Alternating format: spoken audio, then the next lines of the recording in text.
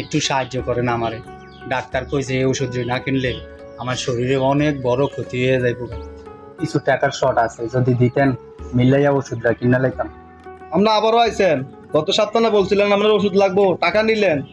Sir, এই হতভাগা call খারাপ ওষুধ খাই কিন্তু অসুখ সারে না। আমি খুব কষ্টে আছি স্যার, খুব কষ্টে আছি। এই আপনি সিলিপে কি ওষুধ? ধরুন এনে দিন, নাফা ট্যাবলেট আর গ্যাস্ট্রিক ট্যাবলেট। আপনি কি বাউতাবাজি করে খাইতেছেন নাকি? ভাই আপনার টিয়া লাগতো না, আমি অন্য গানতে টিয়া লিয়ে যাবো। ভাই মিয়া কারণ কাইলেও দেখছি আপনি স্লিপ দিয়ে টাকা উঠাইতেছেন।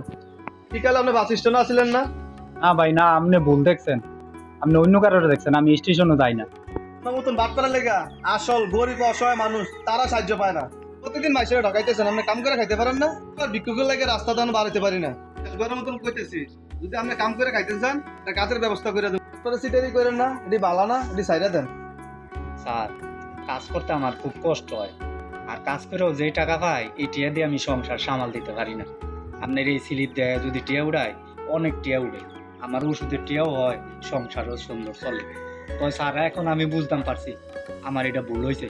আসলে আমি বালা মানুষ, ভিক্ষুক সাহায্যে টাকা উঠানটা ঠিক না। আমি আজকের থেকে আমি আর এই স্লিপ দেয়া টাকা উড়াইতাম না। আপনি আমারে ক্ষমা করে দেন, আমার একটা কাজের ব্যবস্থা করে দেন, যেমন আমি সংসারটা চালাইতে পারি সুন্দর মতন। ইনশাল্লাহ আমি আজকের থেকে কাজ করে খাবো।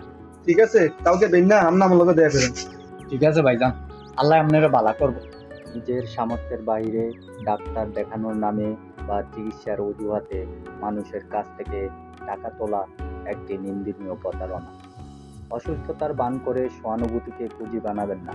এতে আপনি যেমন পাপের ভাগী হবেন, তেমনি সত্যিকারের অসহায়দেরও ক্ষতি করবেন। সেই সামর্থ্য থাকা সত্ত্বেও হাত পেতে খাওয়া একদম উচিত নয়।